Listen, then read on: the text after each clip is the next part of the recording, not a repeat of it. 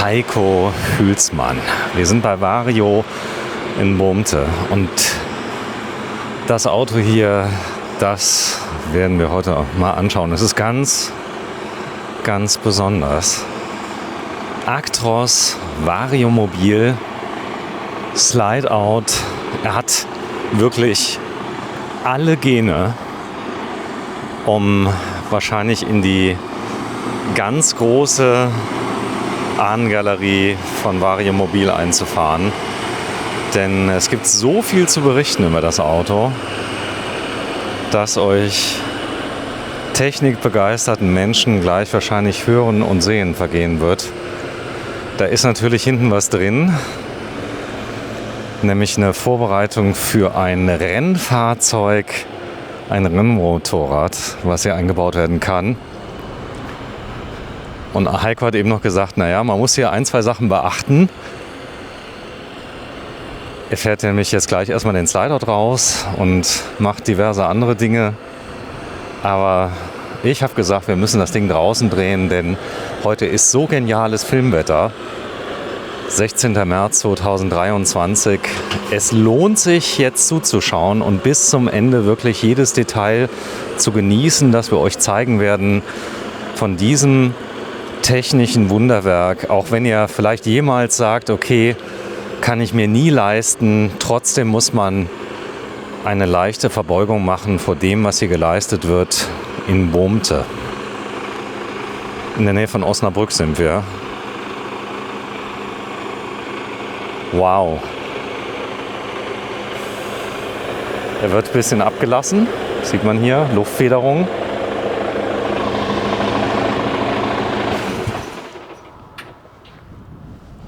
Die Anarbeitung allein. Wir haben ja hier eigentlich einen Alkoven, aber von der Optik her würde ich schon fast sagen ein voll integrierter.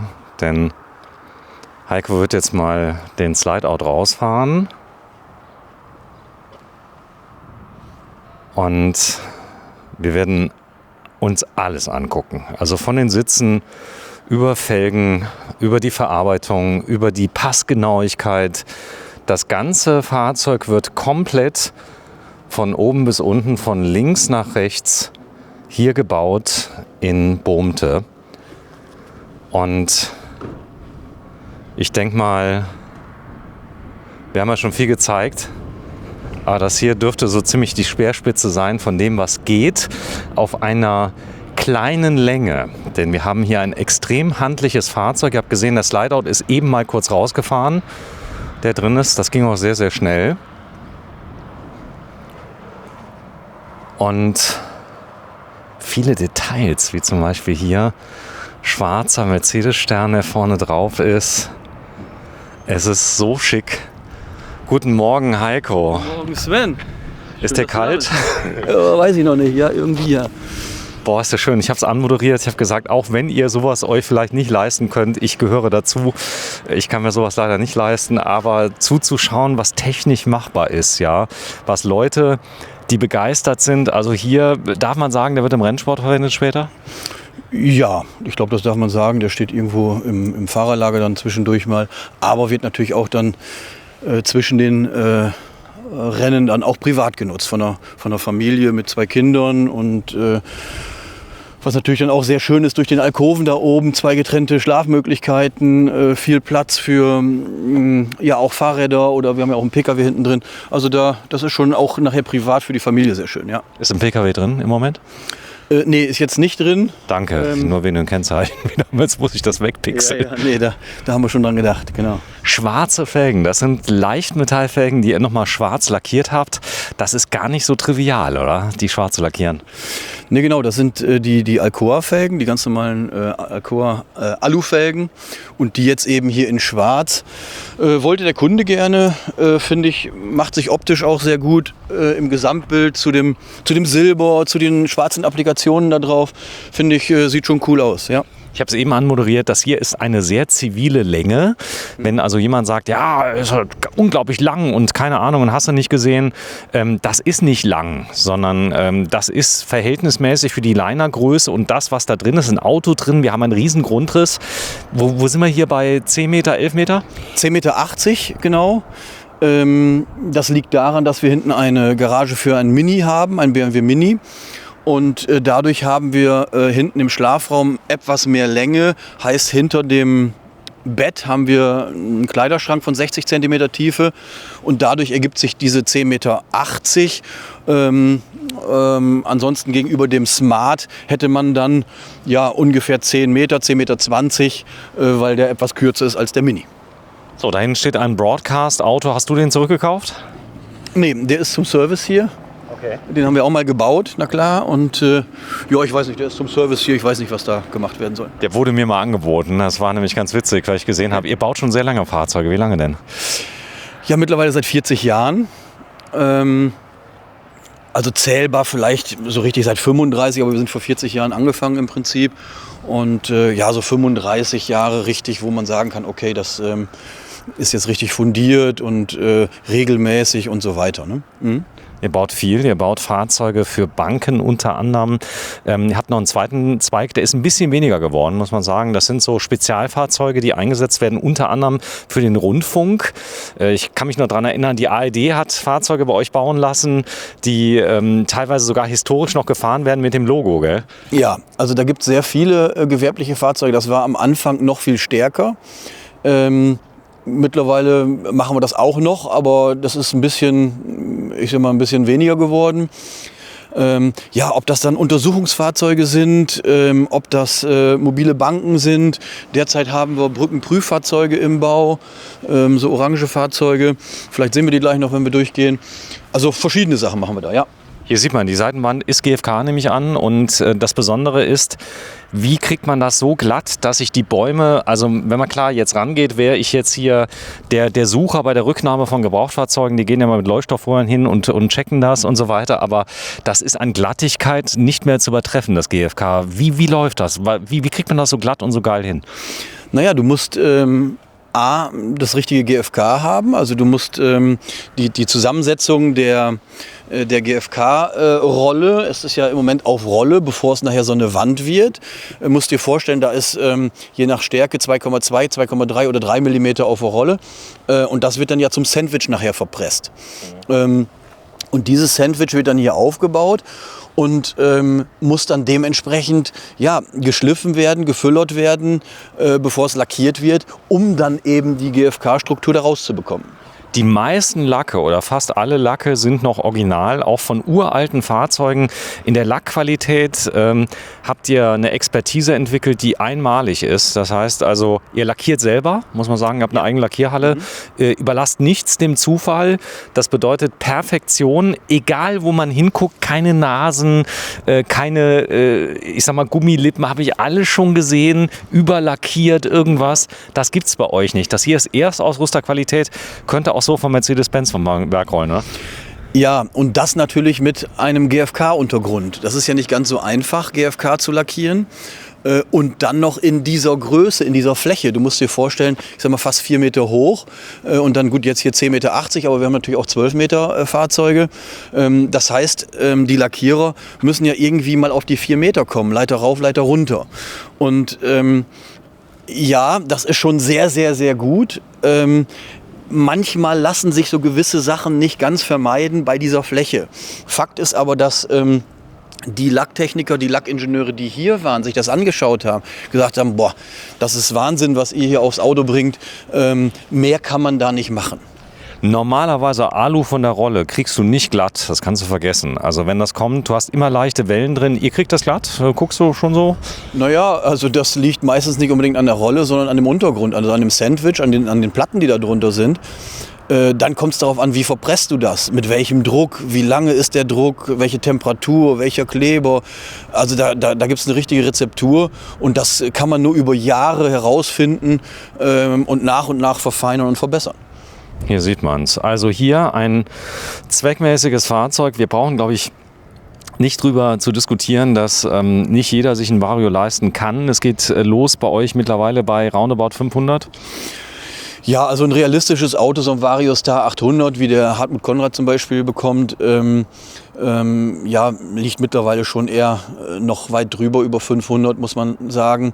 Hat der extreme Satz gemacht, der in den letzten 2 Jahren so von Vorlieferanten auch irgendwo gekommen ist. Und das ist schon noch ein bisschen abgeschossen. Ja. Also für 500 kriegen wir kein Auto auf die Räder, nein. Ja, es ist so, trotzdem seid ihr ausverkauft. Das hat ein bisschen was damit zu tun, dass auch ihr natürlich unter dem Thema Kostenexplosion leidet. Jetzt werden die Gehälter gerade angepasst, nehme ich an, irgendwann mal, weil die Leute sagen, hey, alles ist teuer geworden. Das geht sowieso automatisch, aber ich muss gucken, dass das nicht jeder sieht bei dir in der Firma. Aber es ist ja wirklich so. Ich meine, man kann ja nicht stehen bleiben. Gerade die Leute, diese Spezialisten, die ihr beschäftigt habt, die haben ja so ein Allround-Wissen bei euch, die kriegen. Die sind ja quasi doch sehr wertvoll. Das darf man ja schon sagen vor der Kamera, oder? Nein, absolut. Das sind, ohne diese Personen könnten wir solche Autos nicht auf die Räder stellen, muss man ganz klar sagen. Das sind absolute Fachleute, die auch nicht unbedingt sofort in den ersten Monaten hier freilaufen können, sondern wenn sie neu anfangen, müssen sie von Leuten, die lange hier sind, ganz, ganz lange angelernt werden, bevor sie dann wirklich nachher selbstständig, eigenständig arbeiten können. Aber das sind ganz, ganz starke Spezialisten, weil wir ja eine Manufaktur haben. Wir haben ja keine Straßenbauweise, wie es beim Pkw oder bei Serienfahrzeugen, bei Serienwohnmobilen so der Fall ist, sondern hier muss jeder wissen, was er tut. Muss ich da 2 Schrauben reindrehen oder 3 oder brauche ich sogar 4?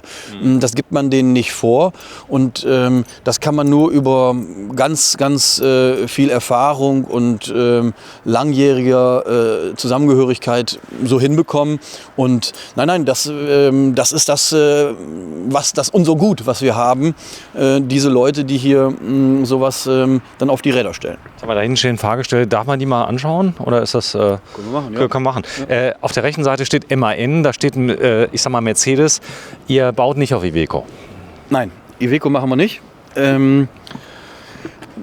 Wir fangen mit dem MAN an oder mit dem Mercedes und das ist auch gut so. Ich sag mal so, es ist ja so, dass viele bauen ja auf Iveco auf, weil sie leicht werden wollen. Ihr habt es geschafft, einen 7,5 Tonnen auf MAN aufzubauen, der auch wirklich noch Zuladung hat. Das funktioniert. Da muss man natürlich ein paar Sachen weglassen. Also man kann nicht alles einbauen mit allem drum und dran. Das ist aber machbar. Wenn der jetzt kommt, hier ist so ein Fahrgestell. Was ist das hier von MAN?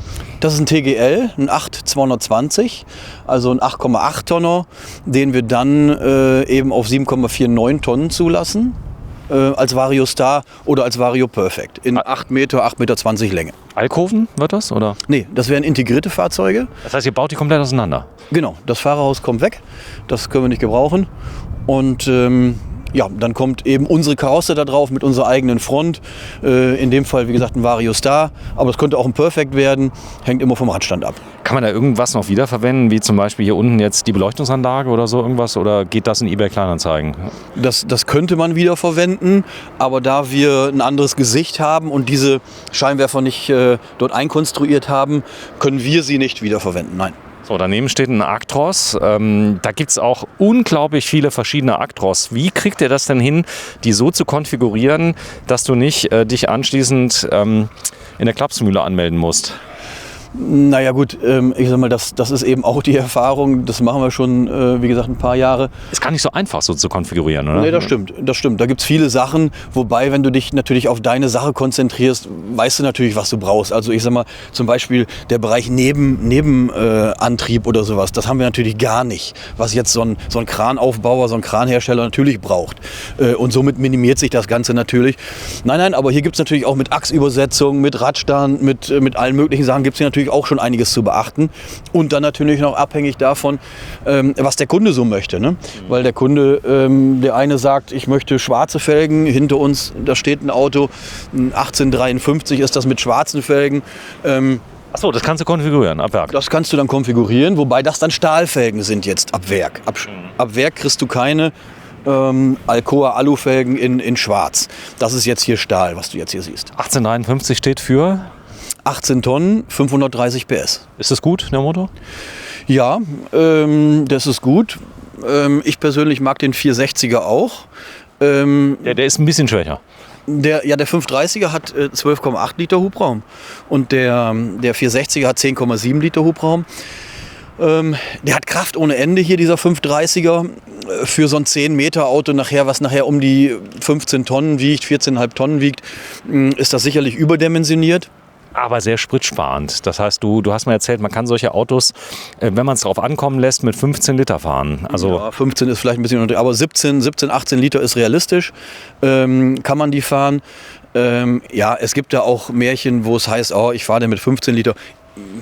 Das kann man sicherlich auch irgendwie hinkriegen, wenn man den Gasfuß irgendwie ganz zahm hält, aber ist nicht so ganz realistisch. Mercedes-Benz, bauen die gute Autos? Ja. Der Actros ist ein tolles Auto mit den ganzen Helferchen, die wir haben. Das will der Kunde heute auch haben. Warum? Weil er das aus seinem PKW, mit dem er täglich unterwegs ist, natürlich auch kennt. Aus einer S-Klasse, selbst ein 5er, 3er BMW, die haben die ganzen Helferchen. Und dann will ich ja im Reisemobil, in meiner Freizeit, wo ich entspannt fahren möchte, auf diese ganzen Sachen natürlich nicht verzichten. Die möchte ich dann natürlich auch haben. Frage, aktiver Spurhalteassistent, geht das? Ja, also mit Lenkergriff. Das heißt Active Drive Assist beim Actros und das heißt, der fährt dann wirklich selber. Und ich habe den Alkoven dort hinten letztens irgendwie 2000 Kilometer gefahren und habe das wirklich nochmal aktiv ausprobiert und das macht schon Spaß, das ist schon toll, das ist schon entspannend. Du musst ab und zu nochmal das Lenkrad anfassen, alle 30 Sekunden, damit er merkt, dass du nicht aufgestanden bist.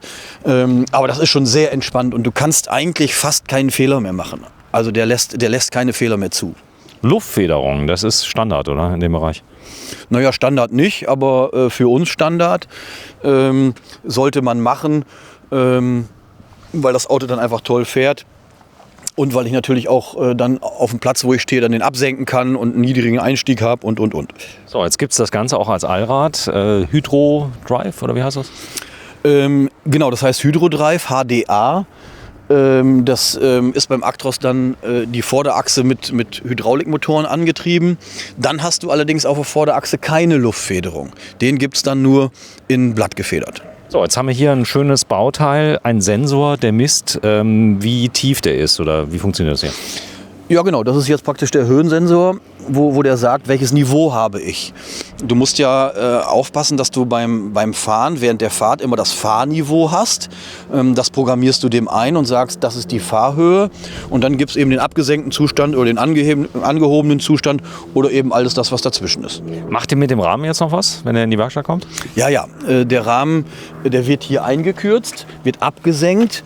Weil auch dieses Fahrzeug bekommt eine Pkw-Garage. Dieses Fahrzeug wird auch 10 Meter mit Smart-Garage. Das heißt, wir wollen ja nicht auf dieser Höhe den Smart platzieren, sondern möglichst tief. Das heißt, hier gibt es die Rahmenabsenkung von uns und dieser Rahmen, der Originalrahmen, wird eingekürzt. So, und das haben wir in unserem Video gezeigt, haben Stahlbau mal gefilmt, da kann man das sehr schön sehen. Werden die Videos geguckt, wie wir das bauen? Hast du schon mal von Kunden, die hier einen qualifizierten Kaufwunsch äußern? Also ich weiß, ich weiß deswegen, dass die geguckt werden, weil ich oftmals, wenn dann Kunden hier kommen und ich dann loslege, ja und schauen Sie mal hier und gucken Sie mal da, halt, lassen Sie mal Hülsmann, kennen wir alles schon, kennen wir alles aus den Videos. Das glaube ich ganz gut, weil es hat nicht jeder Zeit, sich so zu informieren, wie es kommt. Die Zwillingsbereifung wird so bleiben, wie es jetzt hier ist, oder? Ja, das bleibt so. Das bleibt so. So, jetzt sieht man hier ein paar schöne Sachen. Druckluft ist natürlich Standard im Lkw-Bereich. Das geht nicht ohne. Das heißt, diese Autos bremsen genauso, wie sie beschleunigen oder besser. Die bremsen besser, als sie beschleunigen. So. Ja, das ist wichtig. Ja. Das heißt, die stehen. Wenn du hier wirklich dann die Handbremse rein, lassen würdest, geht die Handbremse nur auf die Hinterräder oder auch vorne? Die Feststellbremse, so heißt sie beim LKW, geht nur auf die Hinterräder. Deswegen ist es auch manchmal fatal, dass manche Kunden ihr Fahrzeug auf den Hydraulikstützen komplett mit der Hinterachse anheben. Am besten noch so schön an der Schrägen, wo ich sage, Leute, wisst ihr ja nicht, was ihr macht? Ihr steht nur noch auf rutschigen Stützen und das Auto ist nicht mehr gebremst, das ist nicht mehr gehalten. Also Hinterachse in der Luft heißt, Auto ist nicht mehr gehalten und rutscht über die Stützen unter Umständen nach vorne und nach hinten. Gut zu wissen. Ein bisschen dran denken, ja, wissen die wenigsten.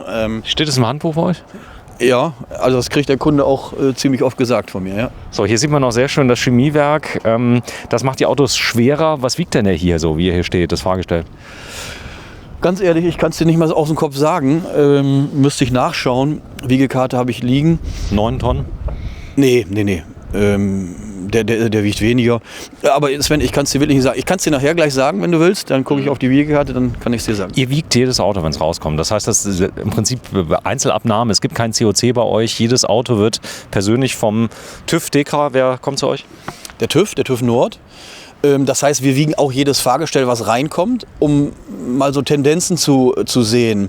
Wenn sich die Abgasnorm ändert, wir sind heute bei Euro 6e, Emil, und das heißt, da kommen dann neue Komponenten dazu.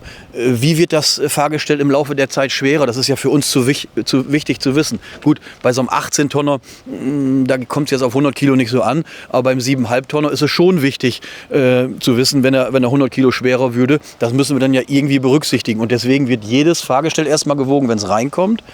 Und dann natürlich eben, wenn die Fahrzeuge fertig sind, mit allem drum und dran, mit Markise, mit Ausbau, das, was der Kunde bestellt hat, um herauszufinden, ob die Theorie, die wir haben seit Jahren, ob das passt. Wir haben ja, wenn wir ein Angebot schreiben, jede einzelne Komponente bepreist und auch mit dem Gewicht belegt. Und um da zu sehen, sind wir dann noch richtig oder sind wir ich verstehe. geworden? Das heißt also, okay. Das heißt, der Lack könnte ja ein bisschen leichter werden oder das, was ihr einbaut? Nee, wir gucken natürlich auch schon mal, dass man irgendwo, gerade beim 7,5 Tonner, ein bisschen einspart. Und ich habe gerade bei dem letzten Auto mich positiv gefreut. Er war leichter. Gefreut. Er war leichter. Und das sind dann so Maßnahmen, die dann wirken. Ja? Und das haben wir dann im Blick. Sag mal, steht der rechte ein bisschen weiter vor oder ist er einfach länger? Nee, das täuscht jetzt. Die sind alle gleich an. Ob schon, das könnte ein 420er Radstand sein und das ein 390er. Hier sieht man sehr schön, also auch hier alles bei dem Actros ist natürlich, der hat mehr Tonnage, ist alles stärker ausgeführt. Hier hast du es alles ein bisschen leichter. Was wird später hier wahrscheinlich draufkommen? Wenn das der 420er Radstand ist, wird das ein Vario Star. Wenn das der 390er Radstand ist, wird das ein Vario Perfect. Also das wird ein Star 800 und das wird dann ein Perfect 800. Jetzt, jeder, der sich auskennt, der kriegt die Autos ja ein bisschen billiger, weil ihr Aufbauhersteller seid, auch nicht nur einen kauft, sondern wahrscheinlich zwei. Und, aber allein schon dieses Fahrgestell, wie es hier steht, ja, sind wir da schon im sechsstelligen Bereich? Nein, beim MAN, beim 8-Tonner zum Glück noch nicht. Da kommen wir auch so schnell hoffentlich nicht hin.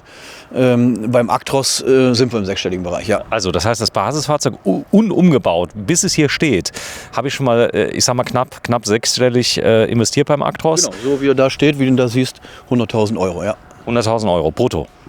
Ja. Also inklusive Steuer. Ungefähr, so. je nach Ausstattung natürlich. Ne? Klar, also kann der Kunde da aktiv mitwirken, was er gerne hätte an Helferleinen im Fahrzeug, weil er muss ja später bezahlen? Absolut. Das wird mit dem Kunden 1:1 durchgesprochen. Möchte er einen Retarder haben, möchte er Alufelgen haben. Wenn es ein Alkoven wird, kommt es ja auf die Kabine noch an. Welche Sitze möchte ich haben, mit Massage, mit Klima. Das wird natürlich alles mit dem Kunden besprochen, ja. So, ihr seid ja jetzt kein mega großer Abnehmer von Fahrgestellen. Da sind ja Speditionen, nehmen ja wesentlich mehr ab.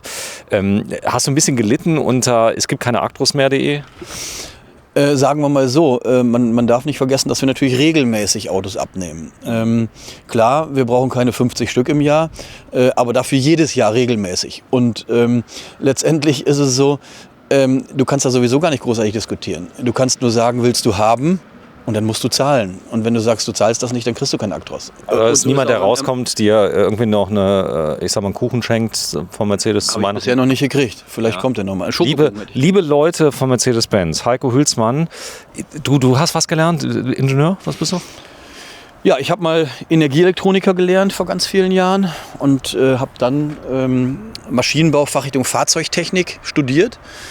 Und ja, somit kann ich natürlich auch so ein Fahrgestell konfigurieren und weiß auch, wo es bei einer Übersetzung drauf ankommt, wenn die Räder größer werden, dass die Übersetzung dann angepasst werden muss, also hinten vom Differential und so. Also da kenne ich mich schon ganz gut aus. Warum ich das weiß bei Mercedes, ich habe mal versucht oder ich habe es getan. Ich habe, ich glaube, 90 Minuten lang mir meinen Wunsch Actros zusammengebaut, um dann festzustellen, dass die Software abgestürzt ist, weil das, was ich da zusammengestellt habe, irgendwie nicht ging und nicht abgestürzt. Und dann konnte ich wieder von vorne anfangen, da habe ich es dann auch sein lassen. Ja. Das ist schon geil, was du machen kannst bei Mercedes auf der Webseite oder im Konfigurator, was du machen kannst, aber es geht nicht immer alles mit allem. Das heißt, so einmal All-In geht nicht, sondern vieles ist von irgendwas anderem abhängig und so weiter. Genau, das sind sogenannte Zwänge sind das, wo du dann einen Code anziehen willst und der dann unter Umständen einen weiteren Code mit anzieht, nur in der Verbindung geht das dann. Aber dafür geht der andere wieder nicht. Und ja, genau, das kennt man so. Ist ja im Pkw aber auch nicht anders. So, das ist ein Serientank, was hat der so? Ist das hier ein Nahverkehrsmittel? das Fahrzeug, der immerhin? Genau, das ist ja der kleine 8,8 Tonner als Nahverkehrshaus. Typische Anwendung, was ist hier zum Beispiel? Ist das jetzt so Möbelkoffer? Ich sag mal, ein Kipper kann das werden, das kann ein Möbelkoffer werden. Das ist so die Kategorie, wo die Leute sagen, das kann auch ein 7,5 Tonner sein. Auch von Mietfahrzeuge viel, so Umzugsfahrzeuge oder so etwas. Das ist so ein typisches Ding. So, Tankvolumen, was kann der? 180 Liter hat der. Gut, jetzt langt ja vielen nicht. Das heißt, ihr baut noch einen Zusatztank ran? Dann musst du einen Sondertank machen, einen größeren Tank machen, wobei man dann immer wissen muss, dass natürlich dann auch der Stauraum dann unter Umständen kleiner wird. Ja? Und da sage ich immer, Mensch, mit 180 Liter komme ich mindestens 1000 Kilometer und naja, vielleicht ist dann auch mal Zeit zu tanken. So, was ist das hier für ein Ding? Da kann man irgendwas einhängen? Damit kannst du nachher das Fahrhaus kippen. Das Fahrhaus ist ja jetzt kippbar. Hier machst du so eine Stange rein, das ist eine kleine Hydraulikpumpe und damit pumpst du dann das Fahrhaus nach vorne. So, jetzt ist ja demnächst, macht ihr da ja ein festes Gehäuse drum. Das wird ein vollintegrierter wahrscheinlich hier, genau. Mehr oder weniger. Man kann ihn nicht mehr kippen. Ihr macht quasi aus einem Fahrerhaus einen, der erreichbar ist durch so eine Luke innen, oder? Ja. Genau, du hast ja mittendrin den Motor, wo du jetzt in diesem Fall drankommst, indem du das Fahrhaus kippst.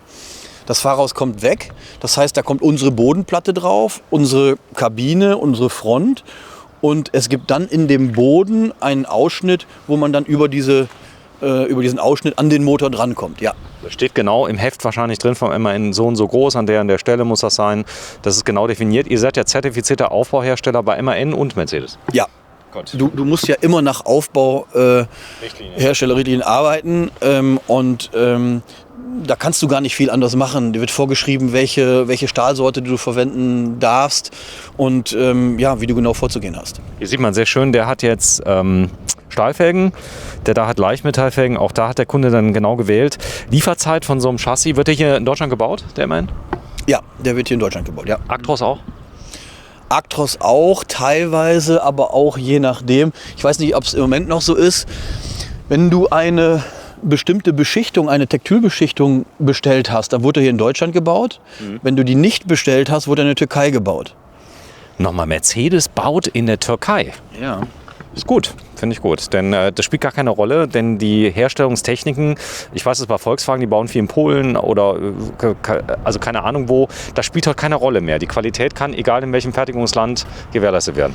Weil es da auf die Qualitätskontrolle einfach ankommt und die Maschinen sind dieselben. Die Maschinen sind dieselben, sind die gleichen und dann musst du einfach den Leuten auf die Finger gucken.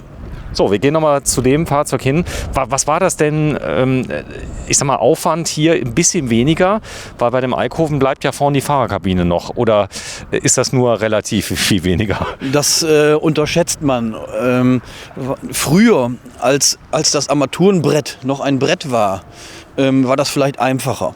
Heute, wenn du so ein Fahrerhaus erhältst und dann das Armaturenbrett aber ausbauen musst während der Produktionszeit, ist es natürlich sehr, sehr aufwendig, weil es ja kein Brett mehr ist, sondern weil es ja ein Wahnsinnscockpit ist mit allen möglichen... Ach so, ihr zerlegt das trotzdem nochmal vorne komplett. Ja, das musst du ja rausbauen, um da dran arbeiten zu können.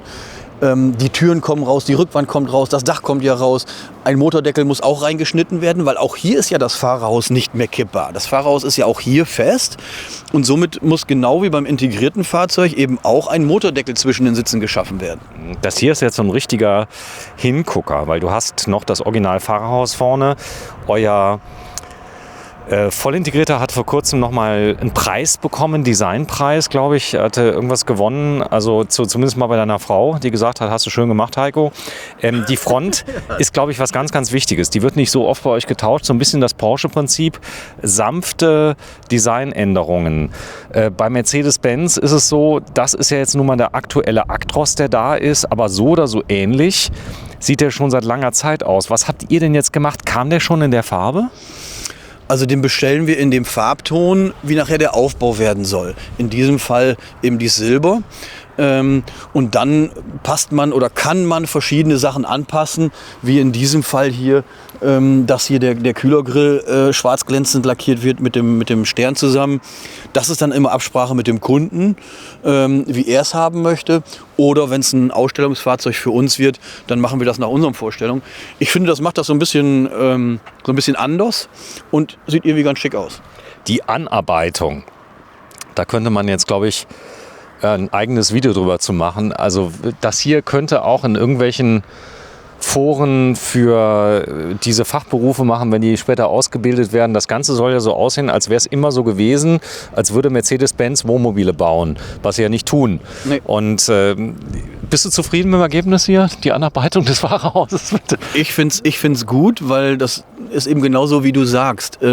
Das soll jetzt nicht so auffällig sein, hier ist Mercedes und jetzt kommt Vario, sondern das soll ein Übergang werden. Ich zeige das mal gerade. Ihr habt diese Kante, habt ihr reinmodelliert, genau an der Stelle, wo das sein soll. Ist das? Stell dir vor, die wäre nicht da. Das wäre hier einfach flach. Dann hast du doch hier einen totalen Bruch da drin und eben auch da.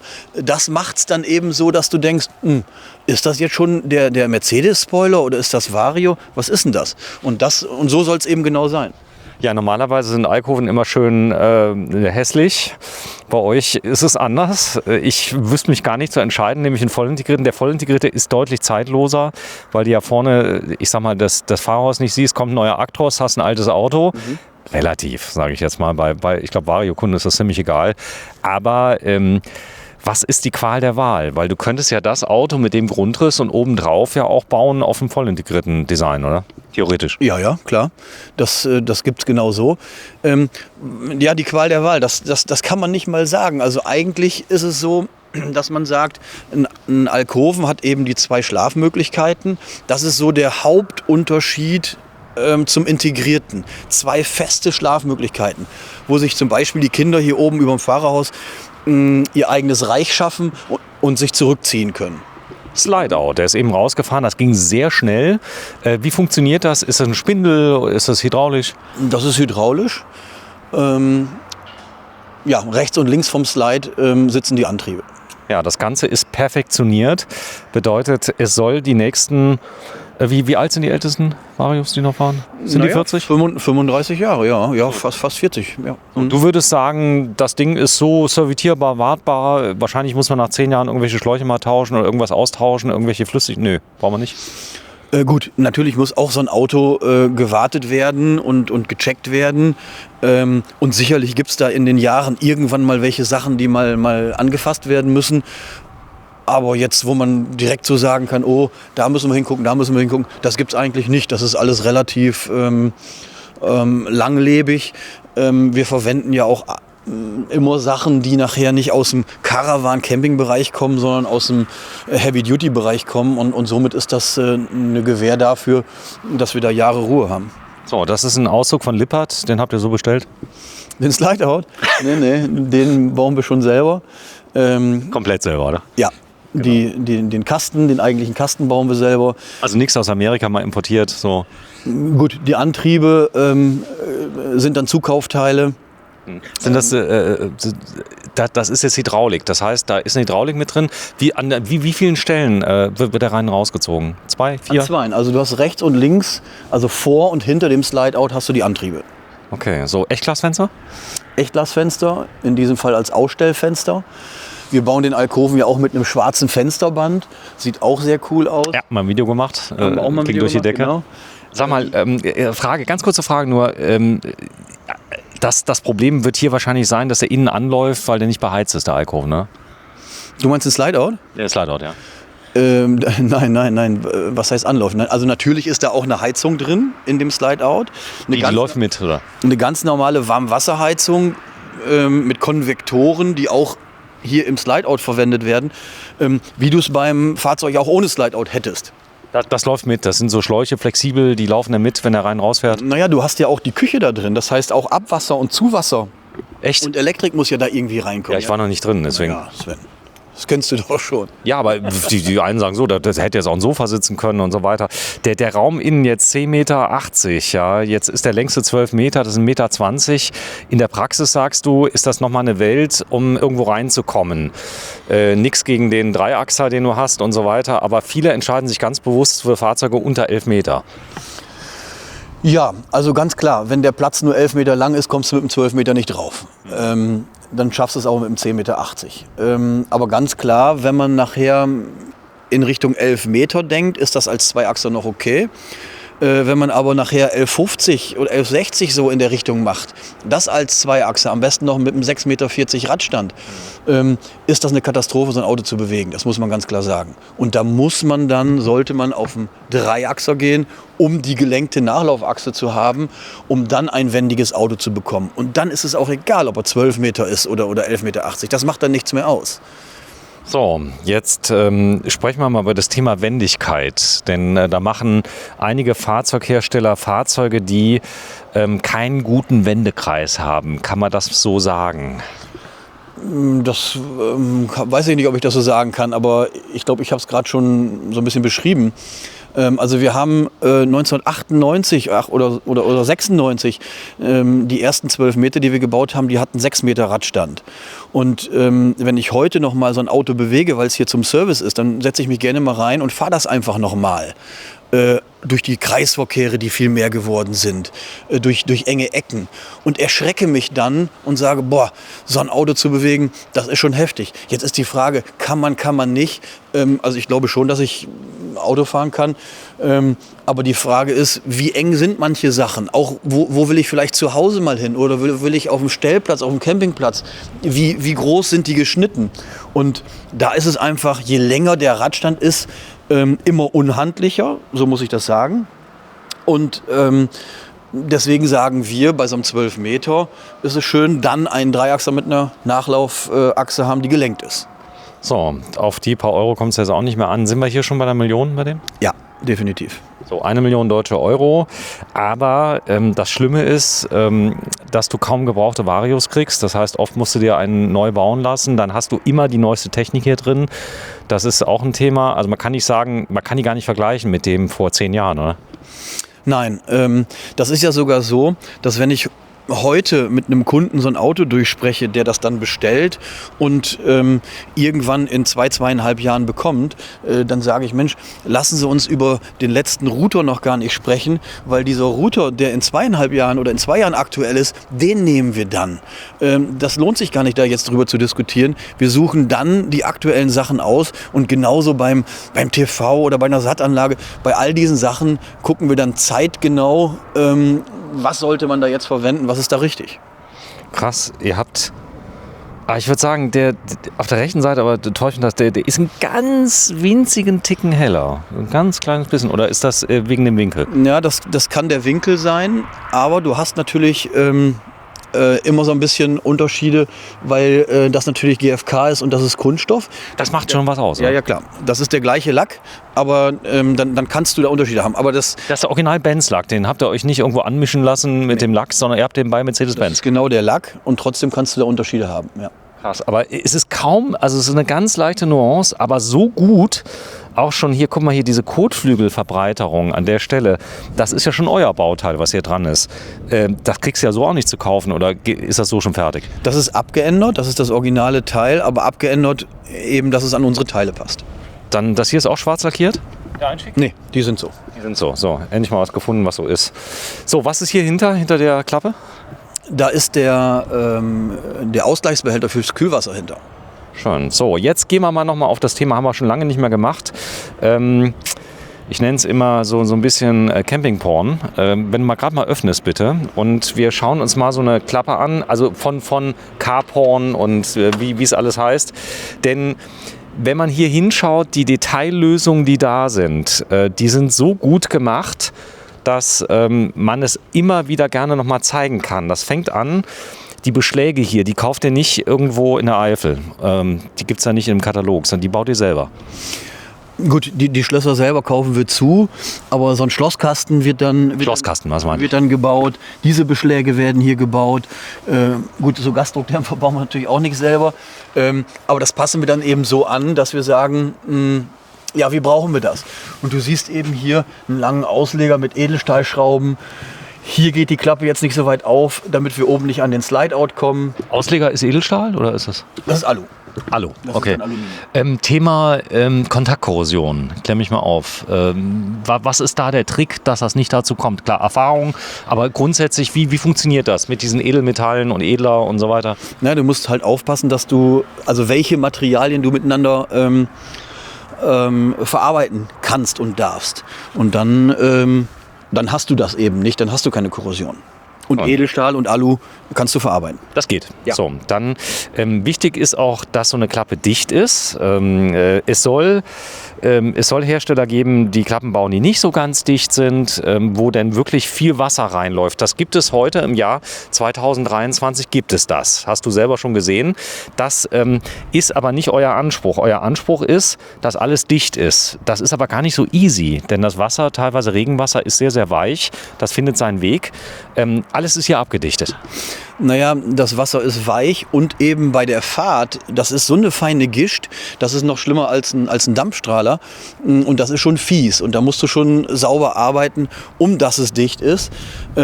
Aber so eine Klappe hat eine zweite Rastung, das ist vorgeschrieben. Also es gibt eine erste Raste, wo die reinfällt, leicht, und dann in der zweiten Raste drückst du die in die Dichtung und drückst die Dichtung platt. Und dann muss es, oder sagen wir mal so, sollte es dicht sein. Okay, verstehe. Jetzt habt ihr hier eine Anpassung gemacht. Der Kunde hat hier von Brompton Spezialfahrräder aus England.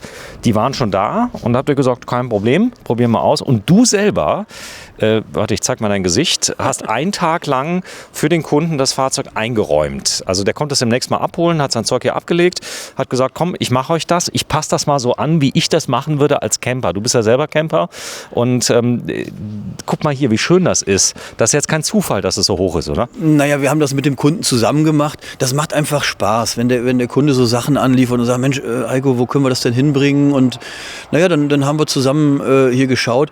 Er hat sehr, sehr viele Sachen angeliefert und dann musst du dir halt überlegen, wie bringst du die schön unter, dass du da auch immer wieder rankommst.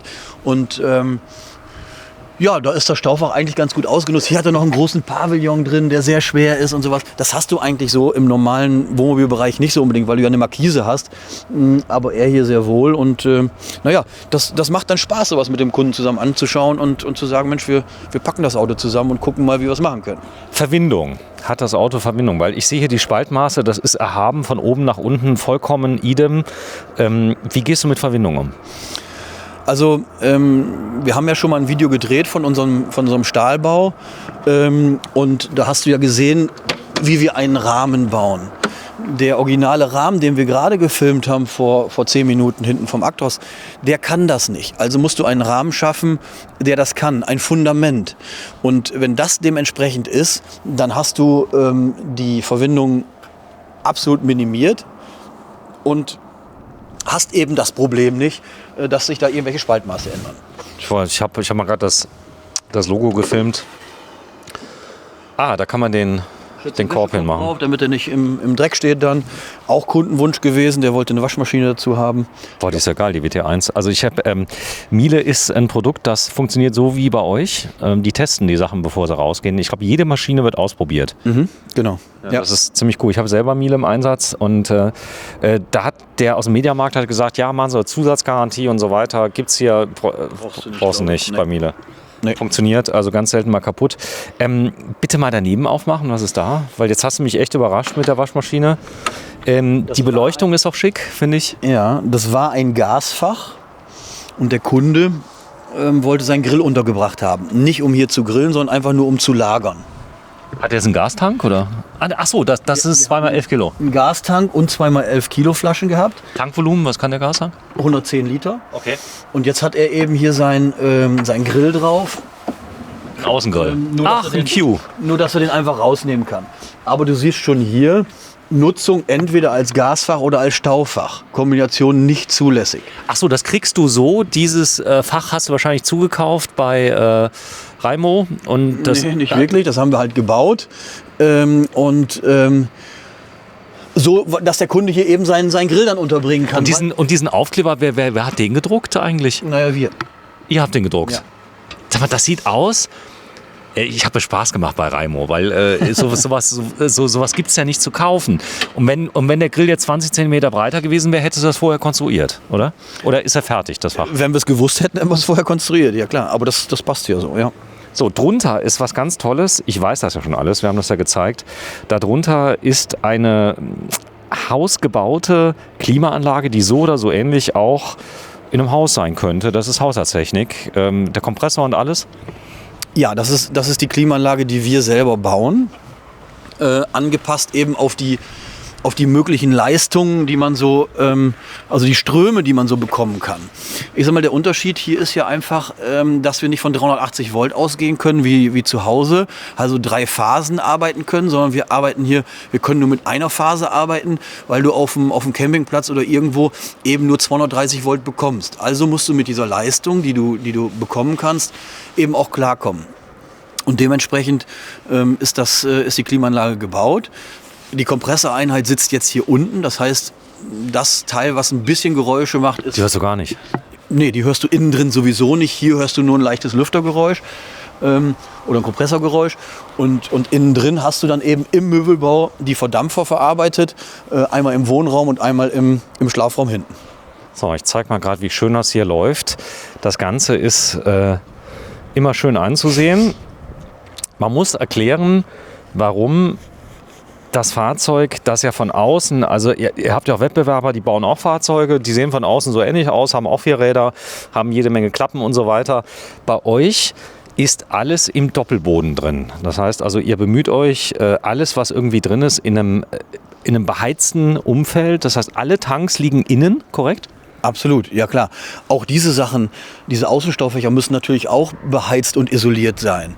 Denn, ich sag mal, was machst du denn im Winter, wenn du die Waschmaschine da stehen hast? Da ist ja Wasser drin, das darf ja nun mal nicht einfrieren. Und genauso ist es hier eben auch mit diesen Sachen. Wir wollen jetzt da keine 20 Grad haben, aber wir wollen zumindest keinen Frost dort haben oder keine Kälte haben, sodass da Kondens oder Schwitzwasser entsteht. Und somit muss das natürlich auch alles beheizt und isoliert sein, klar. Ja, wir werden heute Nachmittag ein Fahrzeug drehen, ein Fahrzeug mit 4 Slideouts mit einer neuen Bussteuerungstechnik, die ihr erstmal in der Ausführung so oder so ähnlich, habt ihr das noch nie gebaut, habt das aber vorher schon lange getestet und habt gesagt, wir gehen jetzt mal den Next Step.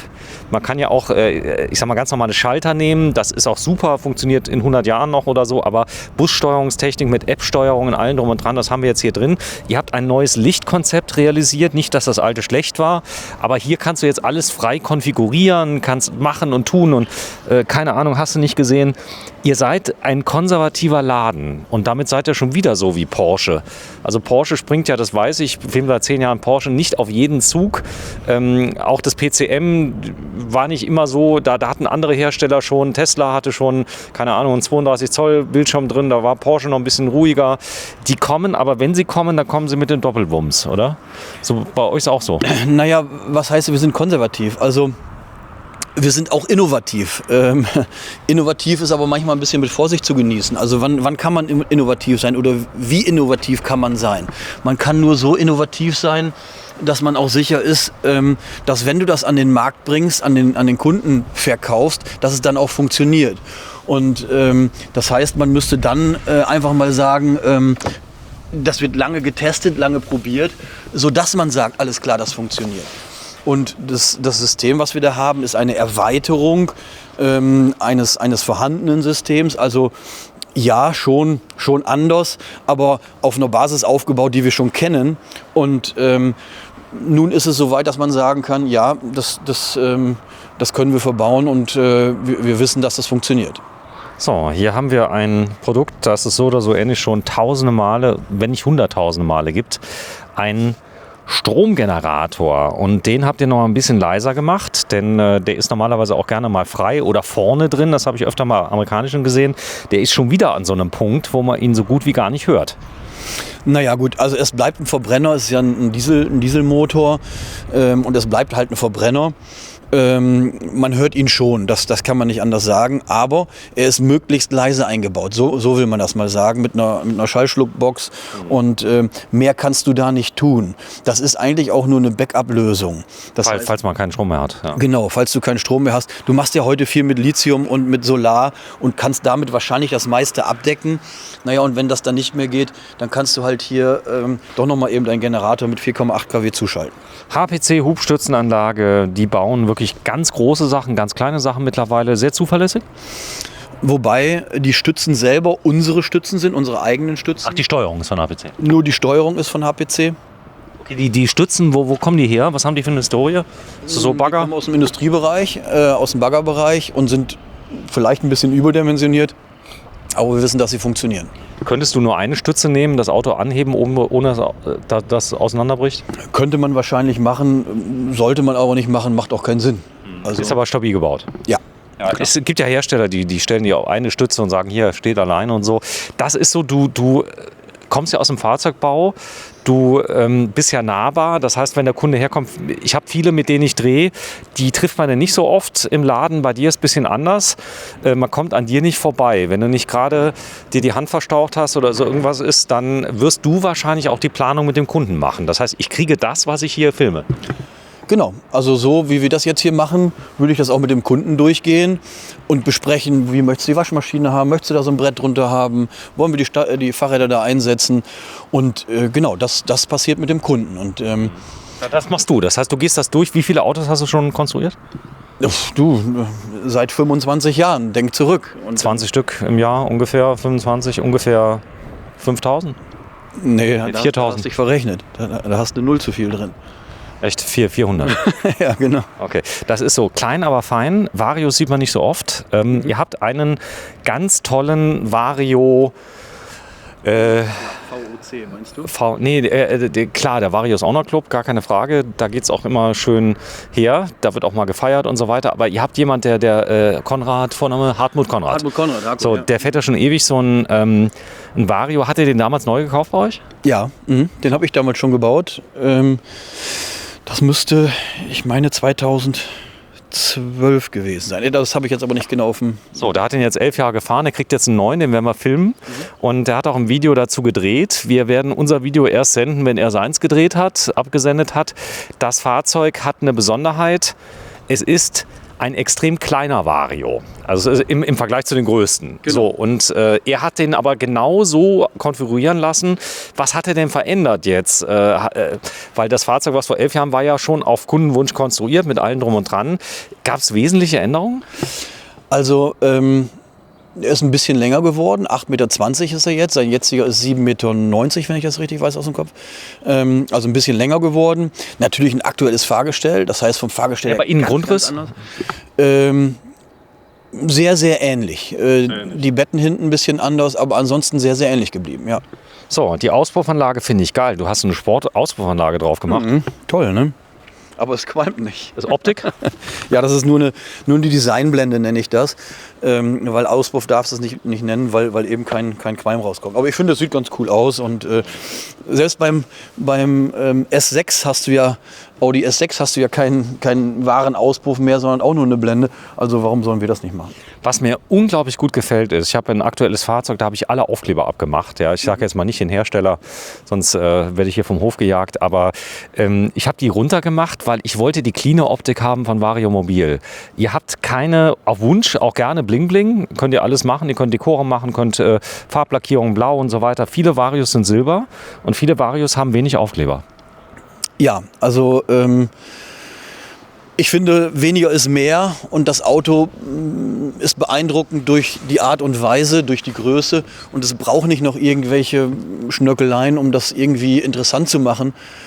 Ich finde, es sieht ruhig aus, es sieht schlicht aus und wir haben in den Videos schon ein paar Mal diesen Begriff schlichte Eleganz verwendet. Und ich finde, das kannst du hier auch so in der Außenansicht mal wiederfinden. Ich finde es schön. Wie gesagt, wer es anders haben möchte... Ich habe die runtergeholt, die Aufkleber, und die Leute standen da und haben gesagt, was ist denn das für einer? Die haben den nicht mehr erkannt. Naja, weil weiße Ware. Ja, aber komm, gut. Ja, ist gut. Was die Leute eben zu mir gesagt haben, als ich habe gesagt, kann ich Strom haben? Dann haben die gesagt, ja, komm rein. Und da hat mich ein Mitarbeiter von dir angesprochen, hat gesagt, du sollen wir dir nicht mal ein Vario bauen, damit du mal was Richtiges hast. Und da habe ich gesagt, ja, selbstverständlich, baue mir ein Vario.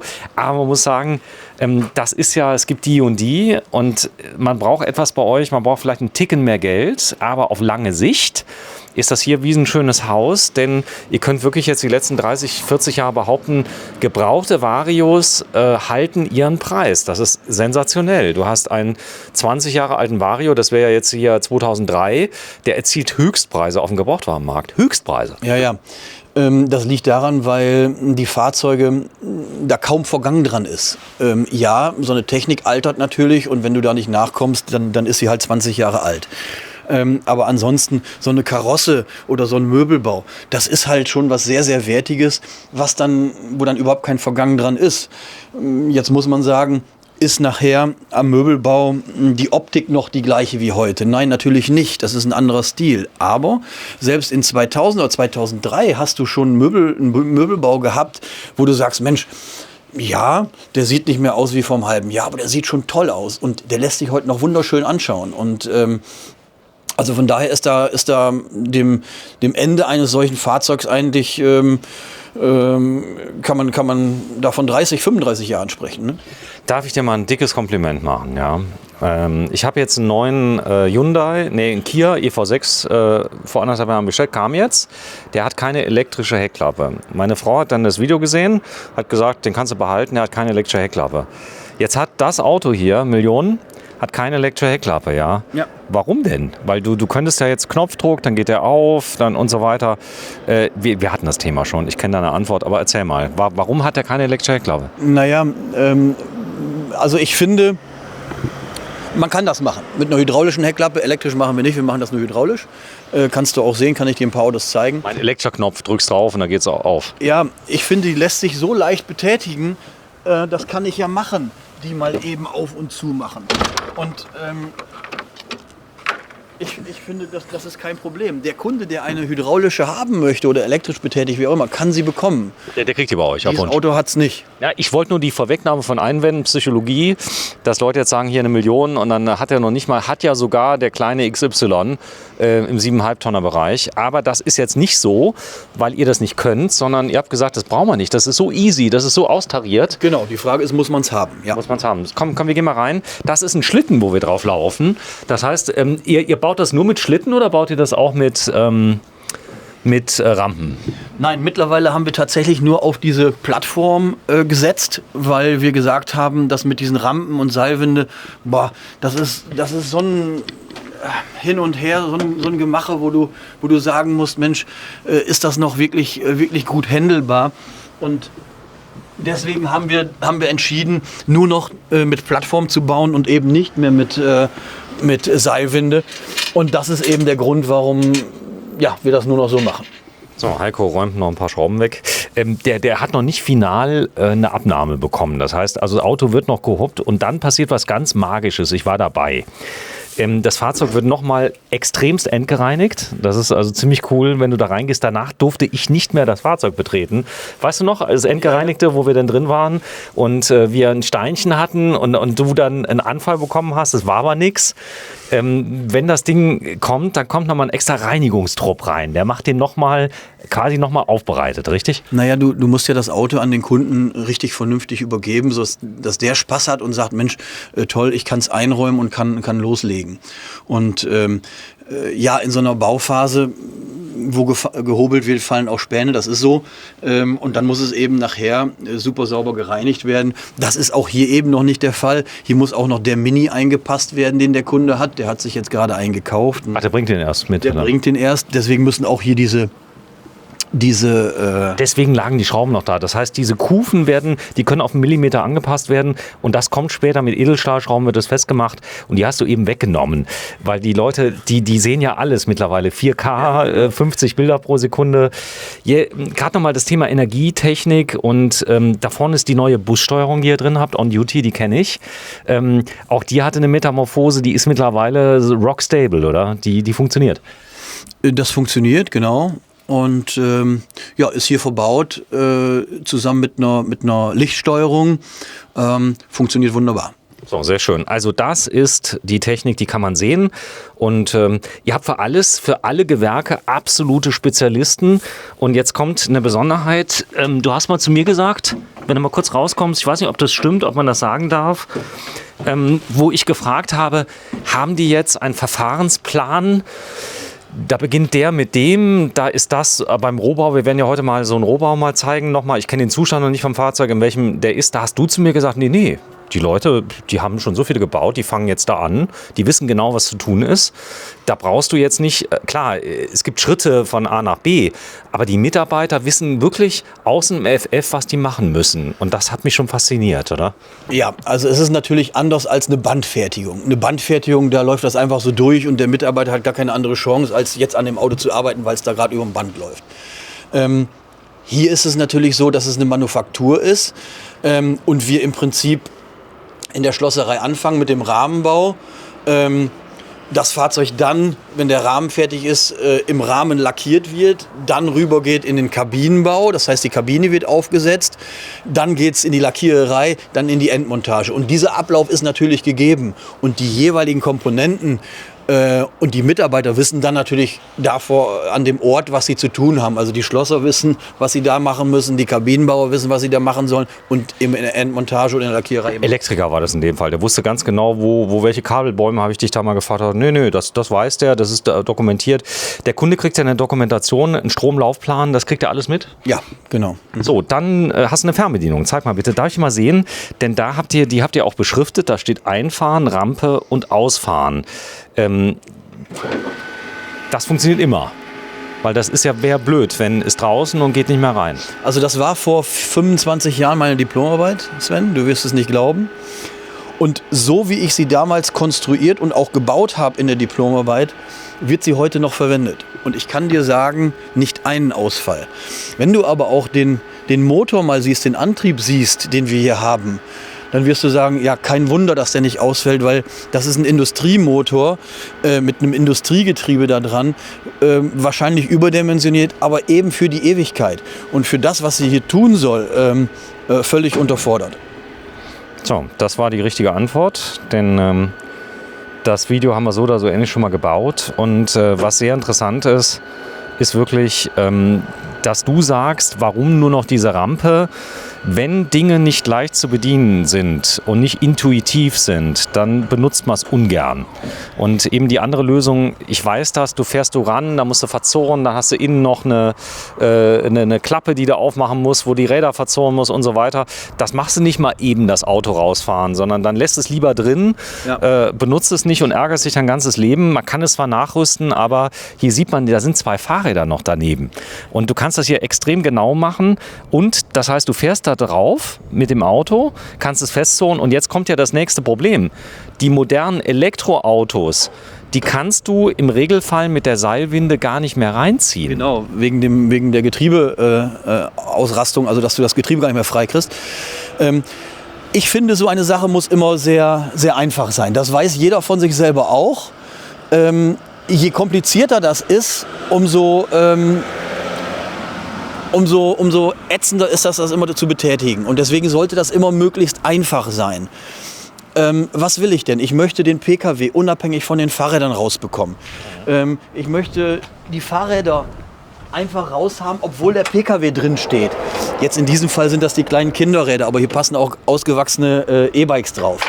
Aber ich finde das schön, wenn ich sage, weißt du was, morgens Brötchen holen, ich mache nur eine Übernachtung, der PKW soll aber drinnen bleiben, mal eben die Fahrräder rausholen. Also nicht oben der Schlitten, der von oben nach unten geht, wurde dann... Für mich ist das nichts. Ich mag das nicht, weil das zu viel Gewriggel ist und zu viel Arbeit ist. Dann hast du schon keinen Spaß mehr daran. Dann muss relativ einfach und unkompliziert gehen. Ist das der Motor?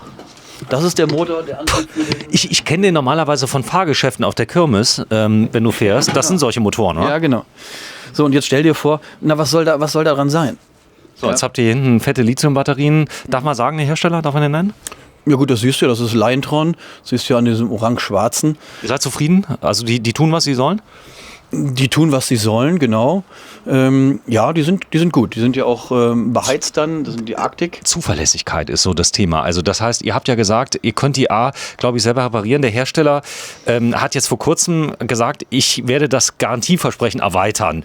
Ja. Ihr kriegt Ersatzteile 15 Jahre. Das kommt dir sehr entgegen, oder? Ja, also ich sag mal, Batterien ist ja so das Herzstück vom Wohnmobil. Wenn das nicht funktioniert, dann hast du ja Sorgen.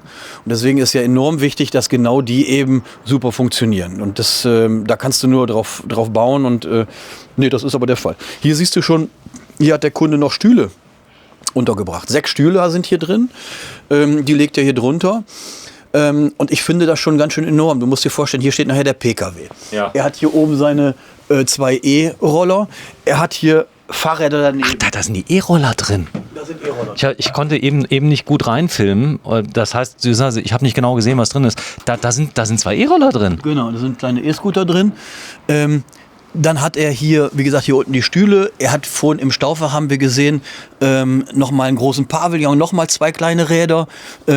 Dann die Waschmaschine da drin. Also ich finde das schon enorm, was in so einem Fahrzeug 10,80 Meter dann wirklich zu verstauen ist. Also das ist ja das Schöne an der Manufaktur. Es geht ja nicht darum, den Kunden jetzt zu belasten, dass er immer bauen muss, sondern du kannst Anpassungen machen. Er hatte jetzt diese Fahrräder aus England, die so schön klein sind. Da habt ihr das Fach mal neu gemacht. Der Kunde soll ruhig alles sagen. Das darf er sagen, was er zum Beispiel gerne macht. Wenn jemand zum Beispiel Paragliding macht, hat so einen Schirm mit dabei oder keine Ahnung, oder ist Surfer, dann findet ihr eine Lösung. Ja, klar.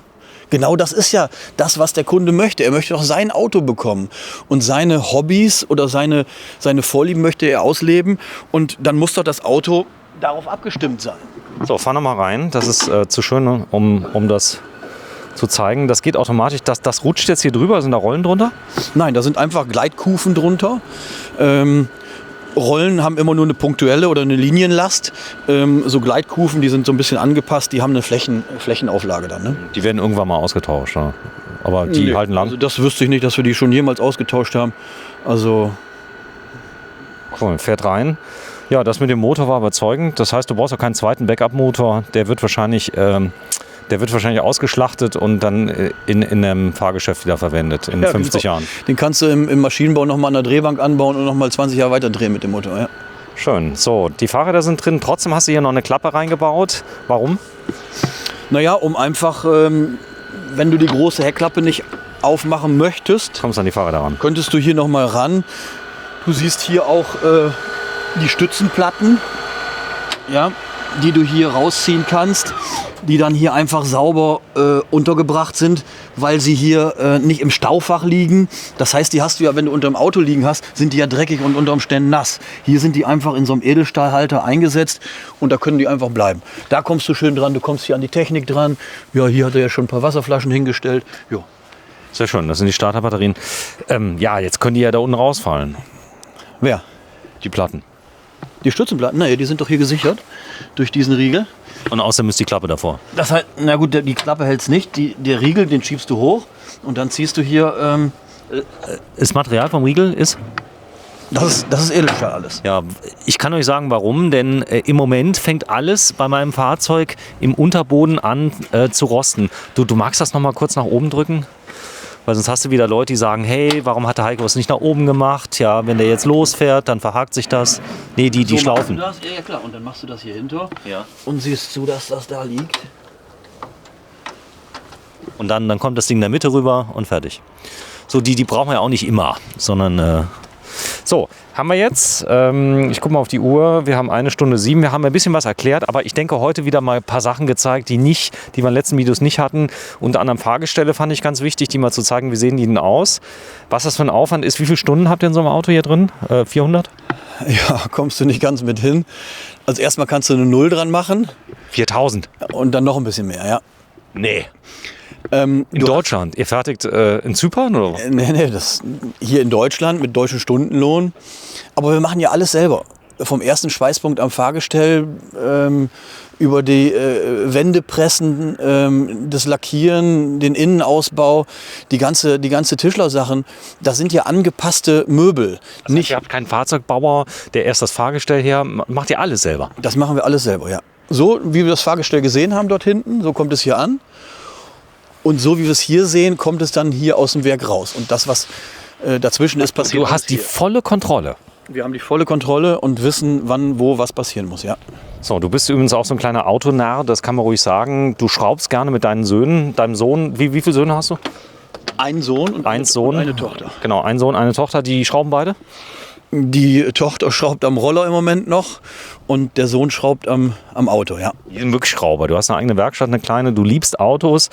Benzin liebst du auch. Als ich dir eben das Elektromotorrad gezeigt habe, bist du mal kurz auf Toilette, hast dich übergeben, hast gedacht, nee. Aber Elektromobilität wird ja kommen. Aber ich glaube, das Thema Brennstoffzelle die Antriebsart, kann dir ziemlich egal sein. Die Leute liefern Fahrgestelle an, was da drunter ist. Du wirst dich adaptieren. Naja, ganz so einfach ist das nicht, weil wenn du auf der IAA, Nutzfahrzeug IAA, die Fahrgestelle gesehen hast, so ein Actros gibt es ja als E-Actros mittlerweile. Und wenn du den gesehen hast, wie voll der unten ist, also bis Oberkante Rahmen ist alles zu. Im Rahmen und außen am Rahmen. Das heißt, so eine Stufe, die du hier siehst, wüsste man gar nicht, wo man die hinbauen sollte. Die Waschmaschine, wüsste man gar nicht, wo man die hinbauen sollte. Also das ist nicht mal eben so, davon dann ein Reisemobil zu bauen, was dann wirklich tauglich ist. Man muss sagen, der Gesetzgeber hat reagiert. Alle Brücken in Deutschland werden jetzt angehoben auf 5 Meter, sodass die Fahrzeuge 1 Meter höher gebaut werden können. Ja. Nee, nach oben bisher begrenzt. Ist so Höhe hier eigentlich bei dem? Sind wir auf 4? 3,95. 3,95. Vielleicht noch ganz kurz, bevor wir das jetzt zeigen. Da oben die Reling, die hat eine optische Funktion, aber da drinnen sind alle Einbauten, alle Klappen, alles was hochbaut, ist in die Mitte reingelassen. Das hat einen Grund, oder? Naja, das ist, damit wir da vorne am Alkoven und hinten eben auf die 4 Meter bauen können oder 3,95 bauen können, damit wir Stehhöhe im Fahrzeug haben. Mhm. Das heißt, wir haben trotz Minigarage neben dem Bett im Schlafraum volle Stehhöhe. Das wollten wir und somit müssen wir den mittleren Bereich absenken, um dort die Sattantenne zum Beispiel unterzubringen, damit wir nicht über diese 4 Meter kommen. Ja. So, Klappern, ist das ein Thema bei euch? Ist das ein Mangel? Nein, also Mangel? Nein, also es gibt kein Klappern. Wenn es ein Klappern gibt, sind das meistens die Sachen, die Kunden eingeräumt haben, irgendwelche Teller oder irgendwie Geschirr. Aber man darf eines auch nicht vergessen, es ist nicht ganz so wie in einer S-Klasse, wo man viel weniger umbauten Raum hat. So ein Fahrzeug ist halt größer und ich habe viel mehr umbauten Raum und naja, ganz so wie in einer S-Klasse oder 7er BMW geht es dann doch nicht. Ist aber nicht so, dass wenn du jetzt permanent, bist auch ganz normal auf der Autobahn, da kommt mal eine Kleinigkeit, was in eine Spurrinne oder irgendwas und dann fängt alles an zu knirschen. Zu knirschen, nein, das darf natürlich nicht sein. Also ja, das ist ein Knirschen, Knarzen, das darf nicht sein, das ist falsch. Also kein Knarzen, kein Knirschen. Knirschen. Dann bewegt sich irgendwas gegeneinander. Ein Geräusch, was mal da ist von der Gesamtmasse, das ergibt sich so. Schön. Heizung, das ist hier zu sehen. Kann man die ein bisschen besser sehen oder ist das so das, was ich hier sehe von der Ecke? Da ist die Heizung, da hast du die alte 3030. Ah, da hast du ein 3030 drin. Mhm. Weil ich dachte gerade hier vorne, ach, das ist das Thermostat, Mischer und so weiter. Ja, genau, das ist jetzt nur Fußbodenregelung, Staufachregelung und so weiter. So, ALDE 3030. Du bist autorisierter ALDE-Partner? Ja. So, und das bedeutet auch, man darf die ja nicht zerlegen, so eine ALDE selber. Das macht ALDE selber. Gehen die oft kaputt? Sind die, wenn man die, ich glaube, da ist eine Flüssigkeit drin, eine Antikorrosionsflüssigkeit. Das ist, glaube ich, ganz wichtig. Da schreibt ALDE vor, alle paar Jahre muss das ausgetauscht werden. Das unterschreibst du auch. Das heißt also, die Flüssigkeit tauschen ist wichtig. Naja, das ist ja das Gleiche wie im Kühlsystem beim Pkw oder beim Fahrzeugmotor auch. Dort ist eine Kühlflüssigkeit drin, ein Frostschutz drin und gleichzeitig ein Korrosionsschutz. Und das ist eben bei so einer Heizung nichts anderes. Da ist eben auch die Kühlflüssigkeit oder das Medium dort drin eben auch korrosionsgeschützt. Ja. Eine Schere brauchen wir hier unbedingt? Also Schere verbauen wir auch, sowohl die große als auch die Mikro. Aber die alte packt das, oder? In diesem Fall, bei 10,80 Meter ist das gar kein Problem, das packt die auf jeden Fall. Aber auch das ist immer eine Frage, will ich ein gasfreies Auto haben, dann muss ich von der Alte weg, weil sie nun mal mit Gas betrieben wird. Oder kann ich mit Gas arbeiten? Ich persönlich mag die Heizungen wohl, weil sie sind leise, sie sind effektiv und eigentlich langlebig. Ja, das ist so. Also man hat ja, es gab ja noch welche vor der Serie 3000, die laufen ja immer noch. Ja, hier vorne einen Druckluftanschluss habt ihr da. Der kommt, woher ist da nochmal ein extra Tank, extra Kompressor? Das Fahrzeug hat ja sowieso Druckluft mit 10 Bar und da gehen wir ran und sagen, der Kunde kann jetzt hier Reifenluftdruck prüfen oder ich sag mal ein Fahrradreifen aufpumpen oder sein Schlauchboot aufpumpen. Das darf man laut Aufbauherstellerhandbuch. Ja, darf man, okay. Ja, keine Ahnung, frage mal lieber. So, Dieseltank, was hat der? Hat den großen? Wir machen nur das, was man darf. Ja, das stimmt. Das ist bei euch ganz schlimm. Ja, das ist schon fast nervig. Ja, ihr haltet euch an alle Regeln. Ich muss das immer so sagen. Das ist, also ich tue mich da schwer, irgendwas ab der Norm zu machen. Sobald das mit Sicherheit zu tun hat, sowieso nicht. Und wenn jemand ein pinkes Auto mit blauen Punkten haben will, dann tue ich mich da auch schon schwer. Aber das würde ja technisch gehen. Es gibt aber Signalfarben, die würdet ihr nicht applizieren, die zum Beispiel nicht zulässig sind. Ja, irgendwelche, weiß ja selbst, Neonfarben, die sind zum Beispiel Rettungsdiensten vor. Du kennst dich gut aus. Da kommt ja auch der TÜV anschließend, guckt da drüber. Ist das so, dass der jetzt einen Kasten Bier kriegt und einfach abzeichnet, weil er sagt, ihr baut sowieso gut? Oder gucken die da wirklich die Punkte Schritt für Schritt? Das war ein Scherz mit dem Kasten Bier. Also so ein TÜV-Prüfer ist natürlich da, um zu kontrollieren, was passiert. Wie wird so ein Auto gebaut, wie wird so ein Auto gefertigt. Und selbstverständlich kommt er in regelmäßigen Abständen und kontrolliert, was wir hier machen. Jetzt muss man aber sagen, wenn für uns der Anspruch nicht da ist, so zu bauen, dass nicht mal der TÜV-Prüfer kommen müsste, dann ist ja irgendwas verkehrt. Wenn wir einen TÜV-Prüfer brauchen, um dass wir ordentlich bauen, dann stimmt ja irgendwas nicht. Also das liegt in unseren Genen, das zu tun. Aber ihr macht schon vorher ein Gespräch, wenn ihr was ganz Neues plant, ganz abgefahren, stimmt ihr das ab mit dem TÜV, oder? Gut, da kannst du ja fast gar nicht dran vorbei. Du kannst ja nicht irgendwas einfach bauen und sagen, oh, wir versuchen da mal irgendwas und gucken mal. Das muss ja alles Hand und Fuß haben. Und wenn das TÜV-Richtlinien sind, dann wird das natürlich mit dem TÜV abgesprochen, ja. Gut. Dieseltankgröße? Der hat jetzt 290 Liter, ja. Ja, ist doch ordentlich. So. Ja, dann zeigen wir mal auch hier nochmal, weil es so schön ist, die kleine Trittstufe. Die sieht so aus, weiß gar nicht, als könnte die jetzt auch irgendwelche Walnüsse knacken im Herbst. Das ist ordentlich. Ja, eben auch eine eigengebaute Stufe, hat Maschinenbau-Gene und somit eben auch sehr langlebig. Ich finde die müsste Designpreis kriegen, weißt du das? Weil die entspricht genau deinem Credo. Du sagst schlichte Eleganz. Und das ist doch, ist die nicht scharf, die Stufe? Ja, finde ich schon. Sieht nicht nur toll aus, sondern ist eben auch sehr massiv, sehr unauffällig jetzt, wenn sie so drin ist.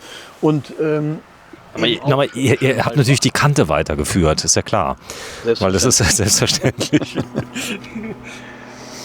Ich finde, sowas macht Spaß, weil du da einfach sehen kannst, Mensch, das macht einfach ein gutes Gefühl. Und die gibt nicht erst mal 3 Zentimeter nach, bevor ich da reinkomme, sondern die steht einfach. Was jetzt das Auto wackelt das Auto, weil er nicht auf Stützen steht. Ja. So, dann hast du ein Hightech-Material verwendet. Das ist ein Aktor mit einem Relais, der dafür sorgt, dass diese Tür, wenn sie geöffnet ist, in der Position gehalten wird, wenn der Wind geht.